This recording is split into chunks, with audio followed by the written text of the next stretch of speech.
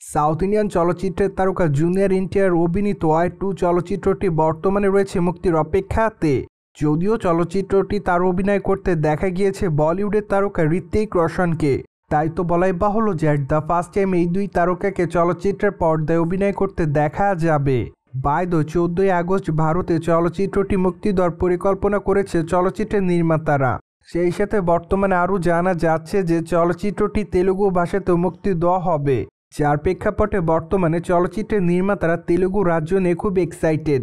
কেননা তারা মনে করছে যে তেলুগু রাজ্য থেকে চলচ্চিত্রটি অলমোস্ট 85 কোটি রুপির বেশি ইনকাম করবে। কেননা এনটিআরের দেবারা চলচ্চিত্রটি তেলুগু রাজ্য থেকে 120 কোটির মতো ইনকাম করেছিল। তাই তো এবার চলচ্চিত্র বিশ্লেষকদের পাশাপাশি চলচ্চিত্রের নির্মাতারা মনে করছে যে যেহেতু ওয়ার 2 চলচ্চিত্রটি একটু ভিন্ন ঘরানার চলচ্চিত্র, তাই তো চলচ্চিত্রটি তেলেঙ্গানা রাজ্য থেকে 85 কোটির মতো ইনকাম করবে। যাই হোক, এখন শুধুমাত্র অপেক্ষার পালা, কেননা চলচ্চিত্রটি মুক্তির পরই বোঝা যাবে তেলেঙ্গানা রাজ্য থেকে দর্শকদের কাছে কেমন সাড়া পেয়েছে চলচ্চিত্রটি।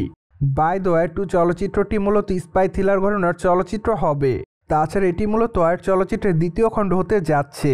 তাই তো সকলে চলচ্চিত্রের দ্বিতীয় খণ্ডটি নিয়ে খুব এক্সাইটেড। কেননা চলচ্চিত্রের দ্বিতীয় খণ্ডটি বেশ বড় আকারে নির্মাণ করেছে চলচ্চিত্রের নির্মাতা সংশ্লিষ্টরা। পাশাপাশি এখানে বড় বড় তারকাকেও চলচ্চিত্রের পর্দায় অভিনয় করতে দেখা যাবে।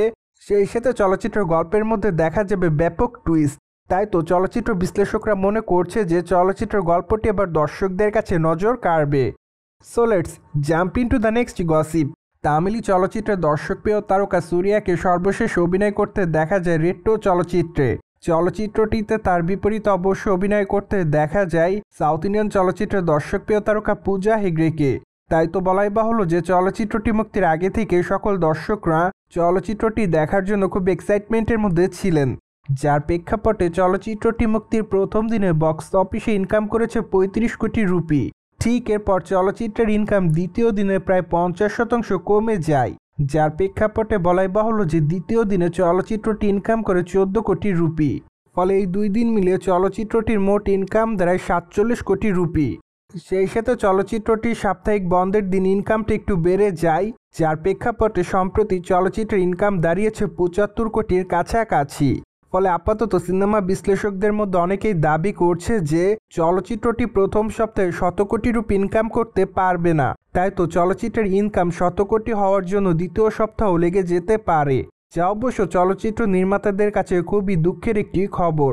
কেননা তারা মনে করেছিলেন প্রথম সপ্তাহের মধ্যে চলচ্চিত্রটি 100 কোটি রুপি ইনকাম করবে, এমনকি তারপর থেকে তারা চলচ্চিত্র লভ্যাংশের মুখ দেখবে।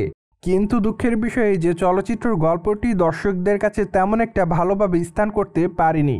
তাই তো ধারণা করা যাচ্ছে যে চলচ্চিত্রটি বক্স অফিসে তেমন ভালো অর্থ ইনকাম নাও করতে পারে।